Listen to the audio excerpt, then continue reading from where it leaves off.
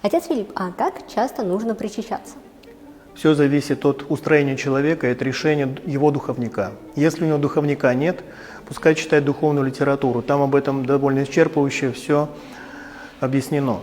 Могу сказать, что на нашей практике мы отныне не запрещаем человеку причащаться часто. Сейчас очень непростые времена, и если человек посредством святого причащения, которое есть квинтэссенция вообще любви Бога в отношении человека, и если ему это полезно, если он не хочет отрываться от Бога и посредством святого причащения именно это и осуществляет, безотрывное общение с Богом, почему мы должны ему это запрещать?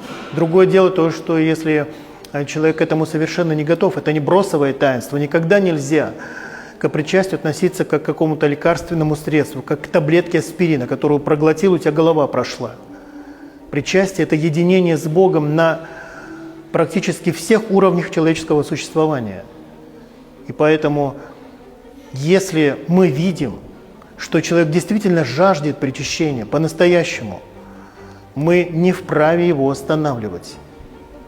Если же мы видим, что человек не готов к святому причащению, ему просто нужно причаститься для того, чтобы быть здоровым, чтобы у него какие-то проблемы решились, мы должны объяснить этому человеку, для чего по-настоящему существует святое причащение.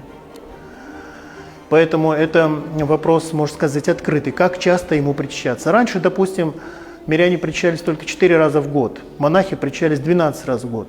Сейчас уже никаких ограничений на этот счет просто не существует. Время непростое, и поэтому человек нуждается в богообщении, как ни в чем другом. Так что, чем чаще, как говорится, тем лучше. Главное, чтобы не в ущерб.